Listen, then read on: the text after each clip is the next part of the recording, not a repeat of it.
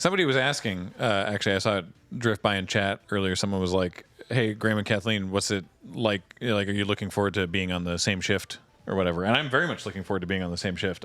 Because typically we have not gotten to work together at Desert Bus because we've been on different shifts. No. And if you don't mind... I've barely seen you. Yeah, that sounds disruptive. If you don't mind me explaining, please. Imagine, if you will, for the past several years, so my experience with Desert Bus, being on night watch, is I wake up late because I've been up late. I muddle about the house for a bit. I go pick up our kid from school. I bus down here to the moon base with her, trade off with Kathleen. I do night watch from 6 to midnight. I get home usually around like 1 at that point. It takes me a while to like wind down from 6 hours of performing, so I manage to fall asleep around 2:30 perhaps, and repeat. And that's, tiring, but that's doable. Kathleen's experience is wakes up at 7:30, gets our kid to school. Her husband's asleep because he was up late doing night watch. Then you've got about an hour and a half to get down here for noon. Do your 6 hours of performing, get handed a child, head home, have to make dinner for yourself and this child, and then get the child into bed, and then try to fall asleep yourself because you got to get back up at 7:30 the next day and do it all again. And that sucked for you. Yeah, but last year I didn't do any of that. Well, last year you were just worked off. on my book and it rules. Yeah. Although people put it out in chat that I wasn't completely absent. I came in for an hour and broke 3 rules immediately. You have to be efficient. You're only going to be here for an hour. Oh, absolutely. Yeah.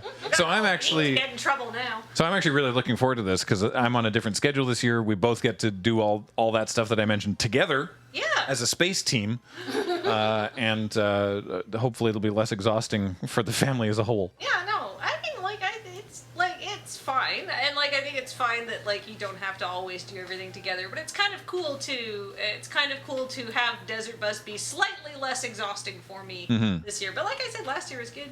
And people are asking me, but I'll brag a little bit. I'm working on my book. I'm working on my second draft right now. Last year I was doing the first draft that I sent out to all my early readers who gave me very good feedback, and now I am currently incorporating that onto my second and final draft, which I will be sending out and querying, which I've heard is soul crushing. Yeah. So look forward to that. It's so good. This book is so good. Okay, it's a sci-fi comedy. I think it's funny. Graham likes it. He gets to hear all of it. It's a sci-fi comedy that's got romance and crushing fascism. Yeah. It's so good. So yeah, strong recommend. Are there message boards? Of course there's message boards. Yeah, querying is great because you get to take all of your creative energy and pour it over the course of hours and hours and hours into a thing, and then send it off to people who will tell you in no uncertain terms that you should quit. We do not want this. Forget my number. And that can't be true because you know of other books that are published that are buns. Yeah. And it's and the feedback will be well, sure, there's other worse stuff out there like this, but that stuff's already printed, and this is too similar to it. So please go die in a gutter in whatever manner best fits you. I can guarantee you, though, not that I do a lot of, I can guarantee you I feel like my concept is at least somewhat original. But you still know. Well, you still get to look forward to green aliens are not it's not a green aliens year. They didn't focus test well, so you can't. Okay. Yeah. The garbage is already staked. The protagonist is about 2 years too old. Yeah. Can you age them down? Yeah. Actually, that's very funny. My protagonists are both in there because I had to make them young because young people make more interesting decisions for narrative purposes. Yeah. Old wise people should not be the main characters of books. They've got their shits too figured out. I think they can be, but I think that was one of those rules. Much harder to write problems if they're sensible. It's much easier to write about idiots. Right. I don't even think she realized. No, I don't think. No. I got the feedback. it's amazing. I got the feedback from one of my readers. You should age these people down so it can be a young adult novel. So what the feedback actually turned into, no, I need to make both of them slightly more mature so they read as people in their 20s rather than people in their late teens. Yeah. Did I just swear and not even know? Yeah. Oh yeah. Just right You didn't even right notice me through. correcting Yeah. you. Yeah. No, I was The talking. reprimand went through. You bust right on through it. Yeah. That's great. That was one of the things I found most interesting about the Scott Pilgrim movie, that it was actually people who were cast as 20, like there were 20-year-old actors for characters in their 20s. They were the right age for the characters. But everyone's like, why do they look so young? It's like, because Hollywood keeps casting 20-year-olds to play children. Mm-hmm. And 30-year-olds to play 20-year-olds. That movie's so cool. Okay, on one of the filmmaking boards that I'm on, every now and then we get just like the most like beautifully minded posts ever. So someone comes in convinced that they have cracked the code, and they're like, "Why doesn't Hollywood ever?" Like it's like they were like, "I did a shoot with kids, and it was a nightmare because of all of these rules. So why doesn't Hollywood just cast young-faced adults to play teenagers?" And everyone on the board is just like, "Oh, have you seen?" Have you watched Dawson's Creek? Yeah. Have you ever watched Dawson's Creek? You watched a high school Watch based anything. show. You ever seen Riverdale? Riverdale, Grease, like my dear beautiful child. Not only do they constantly like advertise like 20 to play younger, 18 to play younger, they will cast people in their 30s to play teenagers if they think they can get away with it. Or if they can't. I've seen a lot of teenagers with crow's feet on TV. They've had a joyful life with lots of smiling. Yeah. If we're going to explain Riverdale, we need Julie here. Well, great news. I believe Julie just arrived, so. Oh, God's Riverdale, people say. Oh, right, dear Evan Hansen. I forgot about that one. Oh, okay, but he looked too old even for. But I mean, That that was was the his inverse role. problem, yeah. That was his role on Broadway, though, so I can kind of Yeah. understand why he wanted to do the movie, even though he kind of aged out of it by the time it got made. You get this Yeah. weird, like, musical, like, Broadway fans in particular get very protective about the idea of, like, well, this person originated the role. Yes. Yeah. So therefore, They like, should play they it. own it. Continue They've got reviewer dibs. Yeah. I mean, they kind of do have a point because, like, the thing about musicals is that, like, film production has a long lead time.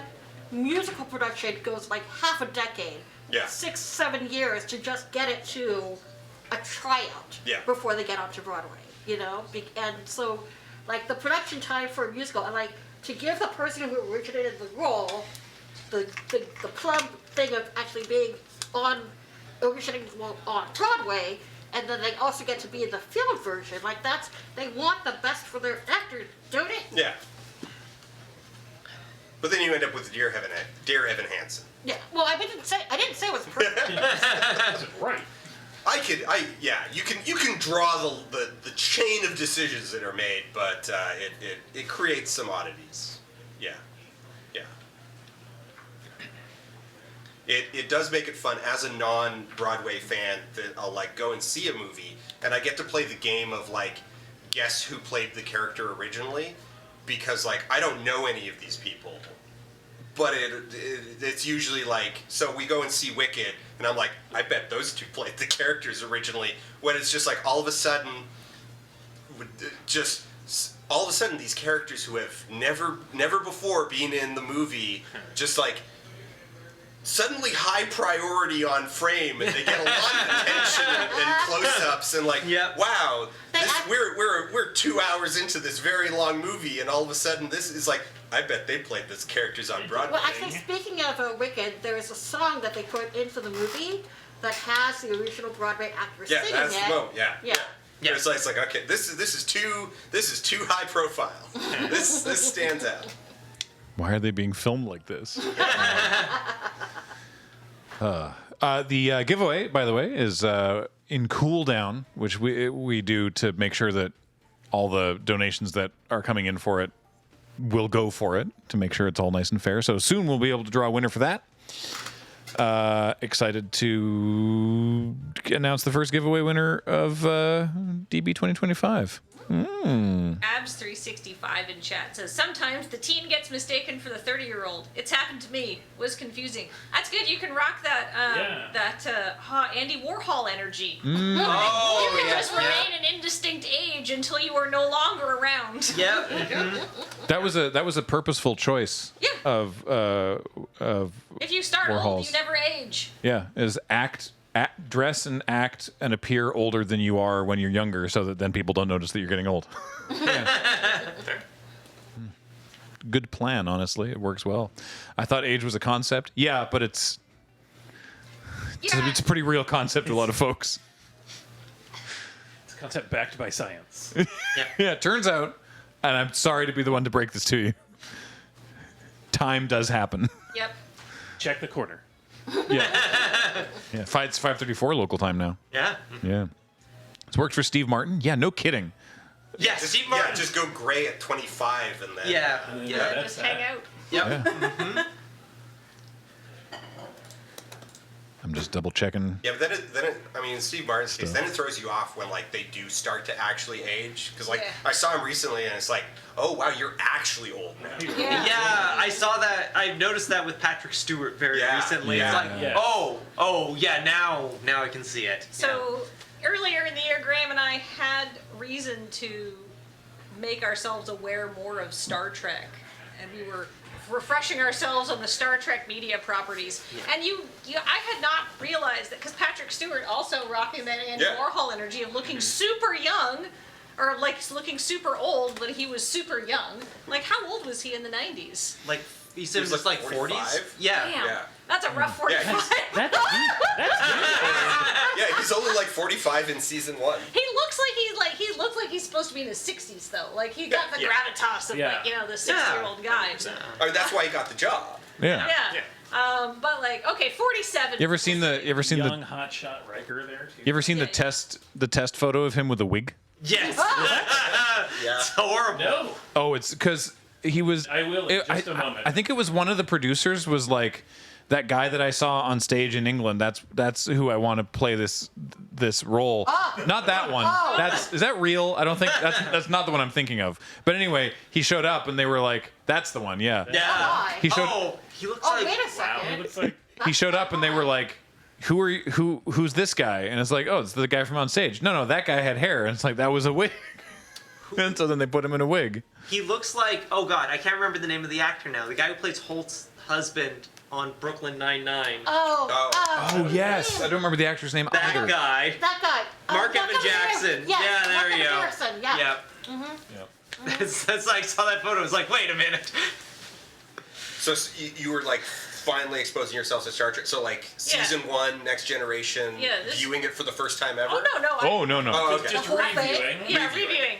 The basically Graham and I got to do a creative tech set for Magic the Gathering that's coming out next year. That is Yeah, they've announced it. so I'm It's- not spoiling like- it. There's a Star Trek Magic the Gathering Yeah. set, and Kathleen and I were on the team that does names and flavor text for the cards, wow. which was really cool. But it did mean that we had to like watch, rewatch a lot of Star Trek. We only got on the team because we watched someone we knew Star Trek already. But yeah, and so you were So saying. yeah, we watched a lot of Star Trek, and it's like I had not realized, looking, at the entire oeuvre of Star Trek without being too specific, how old Patrick Stewart looks compared to what I remembered him at. Because when I watched it as a kid, I was like, yeah, that guy's an old guy. 'Cause I He's was the like, captain, I he's was the like old a kid one. watching it too. I was like, I don't know, when it came out, probably 9, I think, Penelope's age, or very close to. And so yeah, he looked very old to me. And then now that I'm an adult, I'm like, oh, he's just an old-looking young guy. And now he's genuinely old, which is like, oh, he was so cool. I mean, he's still so cool, but like now he's much aged. Penelope is 10 now, so that's why I said close to. Anyhow, I'm the Next Gen season 1 defender. I actually quite like season 1. I quite like season 1, but also there's something that I think got polished out. So like, we basically haven't not had Star Trek for like decades now. Like Yeah. they've had something on air, basically unbroken for all like 30 years now. Yeah. And Next Gen was actually this sort of weird gamble on a property with a very unstable like history up to that point, where it's like, okay, canceled twice, but the movies are doing okay. Yeah, some of the movies pop. Some of the movies not. pop, some of them not. But like, here, let's try getting it back on TV. And there was this real uncertainty that makes season 1 and 2 a lot more like experimental and daring, particularly with the camera work. That eventually, once they were like, okay, we're going into season 3, we're safe. We're like, we've got a couple years now before like we need to like think about it. It's like, are we going to get canceled? We're safe now, and we've worked the kinks out. We have a workflow. We know what an episode looks and sounds like and how it's structured, and we know how to shoot it efficiently. And that efficiency polished off the edges of a lot of the camera work that in season 1, like the one where everybody gets drunk. What's it called? The naked now. The Naked Now. There's some really weird shots in that. Yeah, you can really tell that a bunch of the scripts for season 1 were written by original series writers when they thought they were making a sequel series to the original series. Yeah. And because like half they the are first season is like sequel episodes or callback, and they're not the strongest. But you're right, the camera work is interesting. Yeah. I agree. But some of the stories are. I quite like season 1 as well, but. And I'm like, you have to watch it because it sets the great. I even like early season Deep Space Nine because the character work is amazing. But you got to see it because it lays the groundwork. But 1 or 2 of the episodes are I had a bunch skippable. of dental work done recently where like they're just it's like, you want to watch something? I'm like, sure, just put on Next Gen. And the episode where the Ferengi get introduced, I was like shocked at how like it just stops. Last Outpost. It's like the episode's going, and then Riker's just like, he does the whole thing where like it's like he doesn't flinch, and the guy's like, "That's pretty cool. You're rad. What do you have to teach me?" And he's like, "Sun Tzu," and the episode just is over. Yeah. Yeah. That's it. They're like, okay, we're done. Yeah, it's like there's that shot. He walks, and then everybody on the Enterprise wakes up, and then the credits rolled, and I was like, Guess they solved it. Is that not like the start of Act 3? Like, where's the rest of the script? No, that's your 40 minutes. That's all you get.